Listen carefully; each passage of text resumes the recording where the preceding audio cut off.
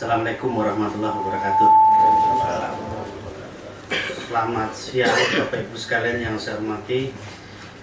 Pak Maman, ini teman saya sudah cukup bolak-balik ketemu. Adapun yang lain mungkin sebenarnya juga sudah bolak-balik ketemu, tapi ini diformalkan saja. Ketemunya mungkin di pasar, di terminal, di Tirtonadi, apa di Balapan, apa di Pasar Legi, apa di Luas kan gitu. Tapi karena belum ini, nah ini sekarang ketemu agak formal ya Pak ya. Cuma kalau saya di Solo itu kebetulan biasanya saya pakai celana pendek, kaosnya singlet, celana kemiri gitu. Jadi mungkin ini makhluk dari mana ini kan gitu. Ya, jadi tadi saya juga tanya Pak Nanang, tadi pagi jam berapa Pak Maman? Katanya naik Lion ya Pak ya. Berarti kita satu ruangan dong Pak. Iya, karena saya jam 5.55 ya, Garuda itu jam 5.55. Saya tadi berangkat dari Solo juga. Karena mumpung sempat kemarin saya hari malam minggu ya pulang aja, bisa weekend di Solo kan gitu. Sempat.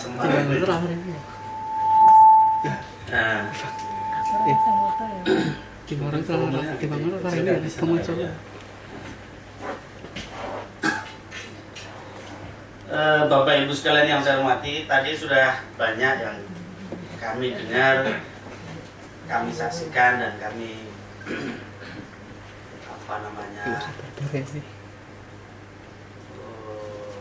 oleh beberapa informasi berkaitan dengan pertama PPRBM, kedua tentang TAD, dan ketiga tentang Solo Junior Chamber ya. Junior Chamber Internasional. Oh, Junior Chamber. Ya, ini kan UN ya. Iya. Kemarin karena ada dengan apa itu dari UN juga yang berkaitan dengan keluarga berencana datang kemarin. Nah, Bapak Ibu sekalian, ini yang berkaitan dengan isu difabel. Mungkin nanti saya tidak banyak karena tadi Pak Naman sudah banyak mengatakan. Terakhir memang tanggal 29 saya mengikuti semacam evaluasi akhir lah mengenai APDDP ya, Asian Pacific Decade disabilitas ya, People with Disability di Incheon, di Seoul dengan Pak Menteri bahkan. Memang ini isu yang sangat menonjol adalah berkaitan dengan inklusivisme itu. Bahkan inklusif itu selalu menjadi perbincangan hangat. Bahkan Pak SBY selalu juga menerjemahkan inklusi, penganggaran inklusi. Semua sebenarnya sudah bicara inklusi, tapi bagaimana ini implementasinya? Itu yang tidak bisa ditangkap di tingkat pelaksana. Saya sendiri selalu kalau bicara dengan Bappenas, konsepnya masih tidak paham bahwa inklusi di dalam penganggaran itu seperti ini, itu belum nyambung. Tapi alhamdulillah saya tadi dapat kabar Pak Maman, karena salah satu direkturnya Bappenas, Bu Vivi, kemarin kita bagi tugas, oke kalau begitu Bappenas yang ke Berlin berbicara tentang disabilitas juga, pertemuan di disabilitas. Saya ke Korea ya Pak Menteri, ternyata sudah ada shifting paradigm gitu ya, ada pergeseran paradigma mengenai disabilitas itu. Jadi mudah-mudahan nanti karena kemarin mendapat pencerahan di Berlin, penganggaran dan kepedulian dalam pembangunan terhadap disabilitas itu menjadi mainstream yang sekarang menurut saya memang selama ini termarginalisasikan oleh arus besar. Saya selalu mengatakan ini marginal ini kan nggak bisa ditangani dengan model top down atau juga tidak bisa ditangani dengan model menetes ke bawah. Dari teori ekonominya itu kan menetes ke bawah. Kalau ini apa trickle down effect ya. Kalau misalnya pertumbuhan 6,7%, maka secara otomatis sebenarnya itu termasuk difabel itu bisa ini. Siapa bilang? Saya bilang. Karena ini antara pertumbuhan dengan difabel itu tidak kompatibel. Jadi ini harus ada dulu pendekatan supaya ini bisa masuk di mainstream yang 6,7% itu. Kalau tidak ada penyelesaian dulu di tingkat kelompok marginal, ya dia akan tertinggalkan. Yang 6,7% itu dinikmati oleh sekian persen saja, yang ini yang marginal nggak bisa ikut apa-apa, dia nggak bisa menikmati apa-apa. Maka ini di Bappenas sendiri juga harus ada revolusi mengenai pemikiran. Nah ini saya selalu sampaikan, saya gerakan, saya selalu ngomong bagaimana dengan Bappenas, termasuk dengan Komisi 8. Nah persoalannya kan Bapak tahu sendiri kalau para apa namanya yang terhormat, para anggota dewan itu kan beda persepsinya kalau sama ketika kita ya, padahal budgeting itu ada di dewan tapi sering tidak satu itu. Oke, jadi ketika kita bicara inklusi sebenarnya tadi sudah Pak Ahmad sampaikan harusnya begitu. Semua tidak ada lagi perlakuan eksklusivisme juga. Saya kemarin di Korea juga termasuk mengatakan kalau inklusi, tetapi faktanya misalnya di bidang pendidikan masih ada kelompok-kelompok yang memang dikelompokkan juga. Maunya saya kalau memang itu tidak ada SLP terusnya jadi satu. Ini jadi kalau ini disendirikan menjadi eksklusif lagi. Nah ini yang juga ini perlu kita pahami juga. Nah, Bapak Ibu sekalian, saya mengapresiasi apa yang tadi disampaikan oleh Pak Sunarman mengenai beberapa pemikiran baru dan apa yang sudah dilakukan oleh RBM. Terima kasih sekali atas kerja keras RBM yang selama ini sudah menjadi mitra kami, mitra kerja kami. Saya kira Pak Maman PPNPN bisa lebih intensif nanti bekerja sama. Bahkan saya berharap ada semacam pilot project karena kita selalu bicara tentang RBM. Tetapi saya masih mana sih ini outputnya apa kan itu.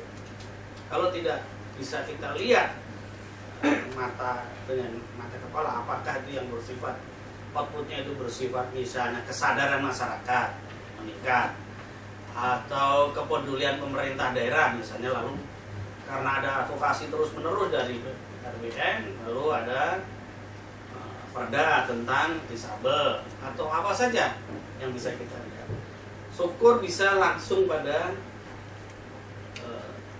kelompok marginalnya itu sendiri. Artinya teman-teman difabel itu benar-benar langsung mendapatkan layanan atau mendapatkan haknya sebagaimana di dalam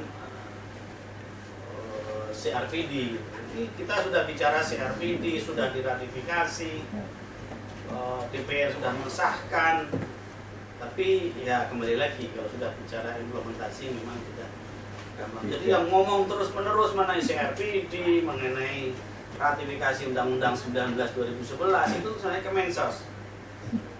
Ini sudah dibikin Pak Sabir ini 10 kali tim kor dibentuk, tapi begitu pulang dari tim kor ya berhenti lagi. Ini Kementerian HAM apa, PU apa, kemudian apa namanya perhubungan apa, itu juga bolak-balik begitu lagi. Jadi memang ini perlu strategi baru kayaknya ini. Dan saya tapi beberapa waktu lalu saya lebaran di kebetulan di New Zealand dan saya tanya juga bagaimana difabel di sini kaitannya dengan CRPD, ratifikasi, APDDP itu apakah juga ternyata sama juga Pak. Jadi ketika ketemu para menteri begitu pulang aplikasinya lupa semuanya, kembali lagi menteri sosial dan pemberdayaan masyarakat perempuan ya itu aja. Ini juga gitu, ketemu pulang lupa lagi. Nah saya kira memang kita boleh bermimpi besar, tapi harus melakukan meskipun dengan skop yang lokal. Kalau bisa nanti BPHBM dengan kami kita coba membuat pilot project di Solo Raya dan sekitarnya, termasuk dengan Suryagro ya. Ya, Menurut saya bukan Suryagro ini, Suryagro. Karena biasanya bukan gerobokan tapi gerobokan ya. geger lah. Itu saya kira ini perlu direktur yang hari ini sedang rapat di Menko Kesra, direkturnya untuk kalau perlu 2013 kita mulailah apa yang bisa kita lakukan untuk Solo Raya sebagai pilot project tentang inklusivisme, tentang HPM, tentang apa saja bisa kita lakukan. Kita sepakati bersama apa yang harus kita lakukan untuk 2013. Kemudian berikutnya tadi juga disampaikan, karena saya ini terus terang sebenarnya jam 11 dengan Save the Children dan Metro TV. Tapi oke, saya ini coba tunggu dulu. Yang berkaitan dengan pemberdayaan disabilitas di Solo Raya dan sekitarnya. Jadi intinya kami begini Pak, kalau misalnya teman-teman dari TAD itu membuat proposal tentang bentuk pemberdayaan seperti apa, disampaikan kepada kami, kami akan merespon dalam bentuk misalnya bantuan sosial. Jadi intinya kalau bantuan sosialnya kami bisa lakukan. Bantuan sosial itu pasti untuk kepentingan disabilitasnya sendiri. Nah di luar itu mungkin agak susah gitu, karena memang kita hanya boleh memberikan bantuan sosial untuk kepentingan difabelnya, disabilitasnya. Jadi silahkan nanti kalau yang berkaitan dengan pemberdayaan, tadi Pak Naman kan kita bergeser dari rehabilitasi ke development, ya itu mungkin ke depan juga akan seperti itu Pak. Ada yang dari teman-teman di Solo Raya mungkin koordinasi aja di TAD untuk mengajukan apa kegiatan apa, kami akan merespon untuk itu. Kemudian yang berkaitan dengan malam difabel, ini saya minta juga dari panitia mungkin bisa mengundang Pak Menteri, karena Pak Menteri kan juga sekaligus bisa nengok kamu halamannya kan gitu. Jadi ada Pak Rujunang kira-kira, apalagi terus terang beliau kalau ketemu dengan pengusaha CSR itu sangat senang sekali, sehingga mungkin nanti itu bisa disampaikan. Tapi jauh-jauh hari Pak, karena kan agendanya beliau juga banyak gitu. Kalau tidak salah itu dia keluar itu tanggal 29 ya 29 ini Desember, tapi awal akhir November ini juga kita. Jadi saya kira untuk malam difabel ini bisa dibuat suratnya segera supaya nanti bisa tindakan. Mungkin nanti saya juga akan sampaikan ke Pak Menteri betapa ini dalam atas dasar proposal ini kalau penting ini Pak, karena yang akan hadir itu orang-orang terpenting, artinya para pengusaha, para kepala daerah, syukur para anggota dewan yang terhormat datang biar ini. Tadi kan kita bicara misalnya kalau soal sudah budget di pemerintah daerah itu disabel itu nggak pernah terpikir itu. Kalau ada yang dari Sukarjo nggak Pak? Ada. Dinsos. Tidak ada. Saya membaca di koran itu masa anggarannya cuma 150 juta di dinas sosial itu. Nah ini kan anggaran untuk apa ya ini? Teks sama ini aja nggak cukup gitu loh. Ini persoalannya bukan tidak ada uangnya, Tapi persoalannya adalah apakah orang itu peduli, apakah itu aware dengan kondisi itu. Saya kadang-kadang membandingkan HIV/AIDS itu jumlahnya kan tidak sampai 49.000 Pak di Solo Raya. Tapi perhatiannya itu semua orang bicara mengenai HIV itu. Semua orang ketakutan dengan HIV. Kalau dengan disabilitas nggak takut ya. Nah, artinya bahwa karena ini soal campaign, soal awareness, soal bagaimana orang punya perhatian kepada masyarakat. Dan sebenarnya ketika kita bicara disabel ini adalah Presiden itu sudah sekali lagi mengeluarkan Impres nomor 3 tahun 2010. Itu sudah jelas bahwa pembangunan harus justice for all, termasuk di dalamnya kelompok marginal. Siapa kelompok marginal? Ya termasuk di dalamnya adalah para disabel. Nah, tetapi kepedulian itu tidak diikuti dalam konteks penganggaran, di dalam konteks peraturan perundang-undangan, di dalam konteks apalagi pelaksanaan. Jadi sekali lagi Pak, kita memang harus bicara terus-menerus, bicara, ngomong, nuntut. Kalau enggak gitu ya hilang. Kita itu ini kan orang berebut. Jadi siapa yang ya ini ya enggak diperhatikan. Jadi saya kira sekali lagi yang berkaitan dengan 3 hal tadi, Pak Narman dengan RPM, kami sangat terima kasih kalau nanti ada follow up dari pertemuan ini untuk menindaklanjuti. Mungkin kita ambil nggak perlu besar sampel tapi nyata itu apa di Solo Raya itu. Kemudian yang berkaitan dengan pemberdayaan disabel, tadi Pak Teguh sudah katakan mungkin ada disabel, keluarganya miskin, mau diberdayakan silahkan, biar PAD ngajukan proposal, kita akan bantu melalui pos bantuan sosialnya.